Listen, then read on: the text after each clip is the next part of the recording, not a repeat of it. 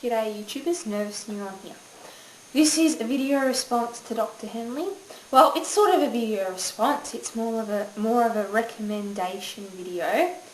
I just watched the video about psychiatry and it's fantastic, and it talks about the profession psychiatry and also the stigma associated with it.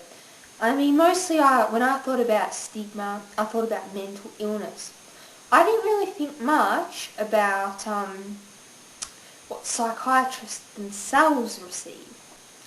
For those of you not in the know, Dr. Henley is a practicing psychiatrist, and he does a monthly lecture that goes for about an hour called It's a Brain Thing. And the purpose of It's a Brain Thing is to basically help break up some of the stigma associated with mental illness. He talks sometimes about one specific illness, such as major depressive disorder, and he gives examples of patients he's seen, general like DSM diagnosis kind of thing and that kind of stuff. But on the other hand, he has talks such as about neuroplasticity, and this one is psychiatry talk. It's fantastic, and I think a lot of you would be interested, those who are interested in psychiatry, that is. I guess the catch is that they do go for an hour, and I know a lot of people complain, okay, I'm assuming a lot of people complain that my 15 minutes is probably too long, and I've seen other people complain about 10-minute videos, and to me that's basically nothing. Though I do find it hard to pay attention, that's why I'm bad at lectures at uni.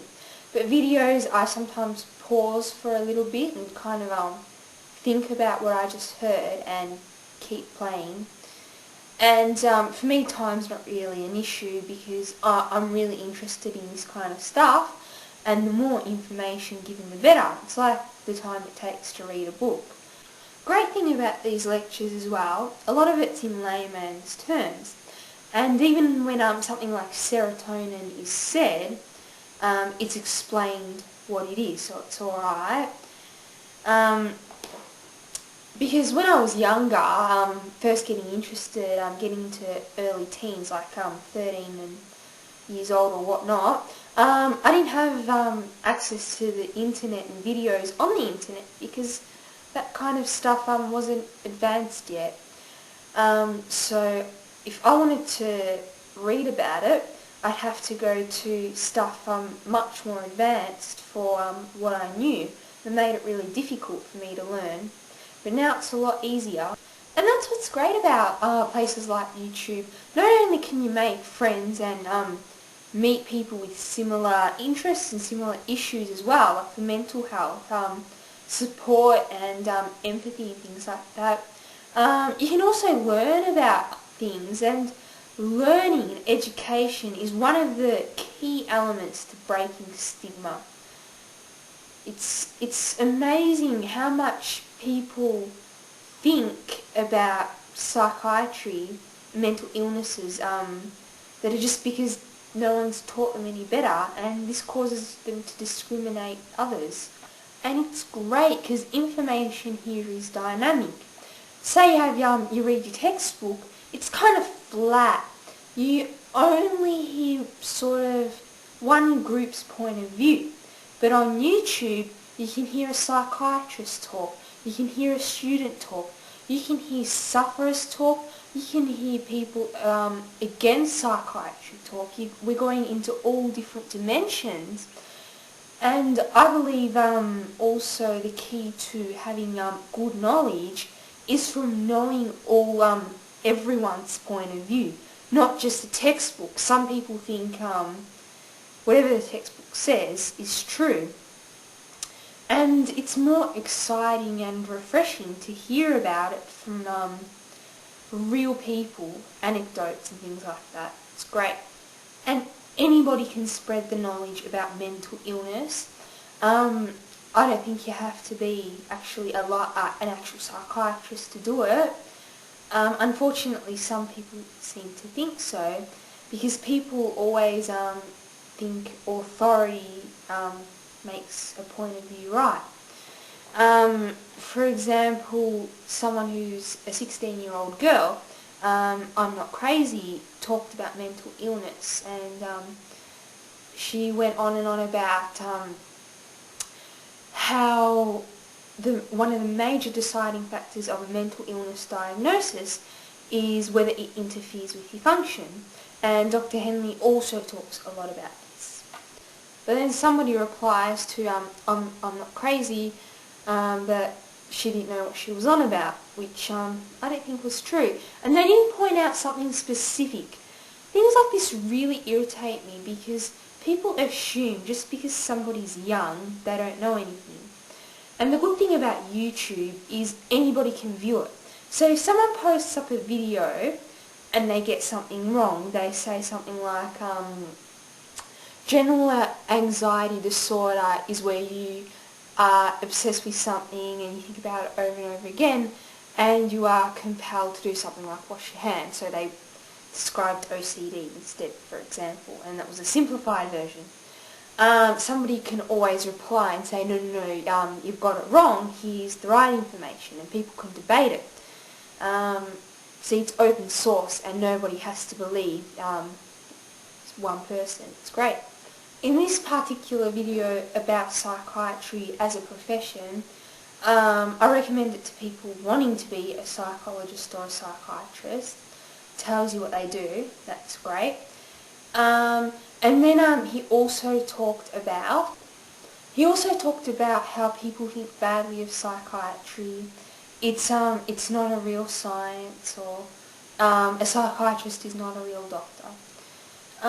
I also think that a lot of people seem to assume that doctors in general are gods, and when they can't get a diagnosis or they make a wrong diagnosis, oh, that's terrible, what a bad doctor, oh, he's a quack, she's a quack, whatever.